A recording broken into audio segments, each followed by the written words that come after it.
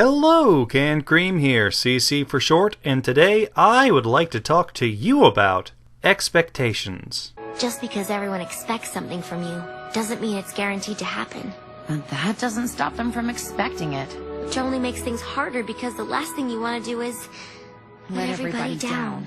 Or, to be exact, the ones that fan projects can create in our heads. And while this is a very broad topic that can be applied to nearly any aspect of the show, today I want to focus on voices, and how so many fan videos can lead us to expect certain characters to speak in a certain way. In my own personal little MLP headcanon, this is Octavia. She cleans them with wubs.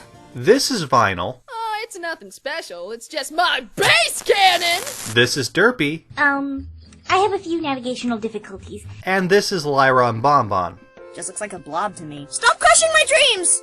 I never realized just how ingrained these voices became to these characters until Octavia spoke in Rainbow Rocks. As much as I was surprised when she had been given a line, I was just as quickly disappointed when the voice wasn't Natalie Van Sistine. Or, to paraphrase a friend that I had been watching the movie with, I made a poopy face. And as painful as it is to admit, this was wrong on my part. Fan projects are just that, non-canonical stories created by fans to entertain others. Now, I've been in other fandoms before and have read and watched the stuff that they created, but I've always been able to tell the difference between canon and headcanon without trouble until now. And it's now I realize that this is because I've never been so invested with the fandom as expressive and creative as the MLP one. For every episode of My Little Pony I watch, I see 5 times as many fan-created videos and comics and fiction, the vast majority of them featuring background ponies and OCs like Derpy, Dr. Hooves, Button Mash, or Flufflepuff.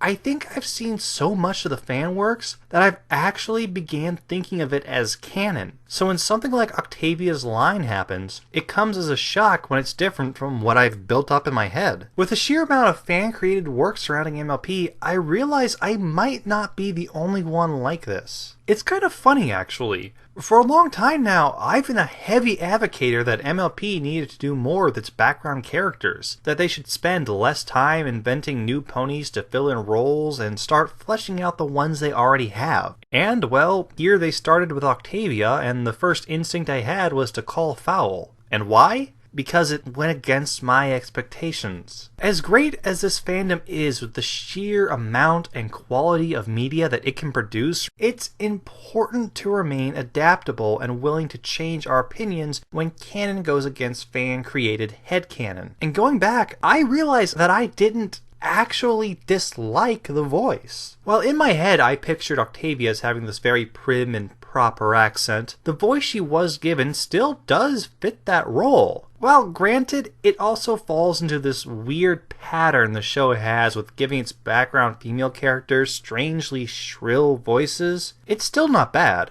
I even think I could grow to like it. But it does serve as an important cautionary tale, both to myself and anyone else who's watching who may have built up their own expectations in the same manner that I have. Sometimes we get cool stuff, like Bonbon and Lyra actually appearing to be a couple as many fans rallied around. But this is not always going to happen, and the staff of MLP are under no obligation to make it happen either. It's their show after all, their vision, their ideas. As consumers, we still play a big role, but it's important to remember there is a difference between something being made for someone and being made by someone. There are times that every one of us in some way, shape, or form are not going to get what we wanted. I guess there was a great unintended lesson presented here, and that's to be careful not to let expectations take the place of enjoyment. I still heavily advocate the idea of MLP granting more screen time to its lesser-used ponies, but going forward, I'm going to be careful to keep canon and headcanon separate. This is, I believe, a good way to be able to enjoy both the show and the great creations of its fanbase while still keeping the two separate. Now, what about you, dear listener? Has there ever been a time where the show's canon went against what you had come to expect? Or do you have any headcanons that you would be upset if they didn't come true? Write about those in the comments down below. Thank you very much for watching, and as always, Stay pony, my friends.